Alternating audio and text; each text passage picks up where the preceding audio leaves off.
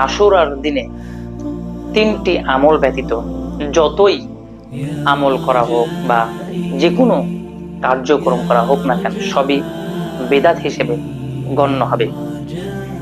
তিনটি আমলের মধ্যে নম্বর 1, রোজা রাখা। এই দিনে রোজা রাখা ব্যতীত অন্য কোনো আমল করা হোক না কেন তা বেদাত হিসেবে গণ্য হবে। নম্বর 2, দেয়ার হস্তে নিজের আত্মীয় স্বজনের পিছনে খরচ করা। অন্যান্য দিন আমরা যেমন খরচ করি বা কোনো কিছু দিয়ে থাকি, এই দিন একটু বেশি বেশি দিব। নম্বর 3, বেশি থেকে বেশি তাওবা ইস্তেগফার পাঠ করা এবং আল্লাহ তাআলার শুকরিয়া যাপন করা। এই তিনটি আমল ব্যতীত আমাদের এই সমাজে যত আমল বা কার্যক্রম চালু আছে সবই বেদাত হিসেবে গণ্য।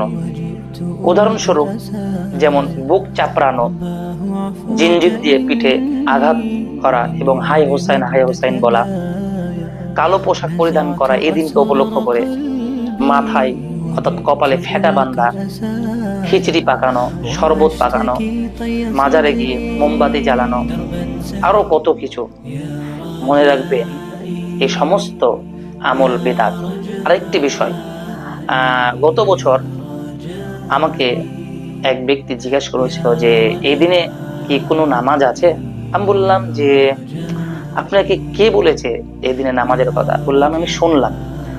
তো আমি তাকে বললাম ভালো করে যে দেখেন, এই দিনে কোরআন হাদিস ও ফিকে কোন জায়গায় নামাজের কথা উল্লেখ নেই।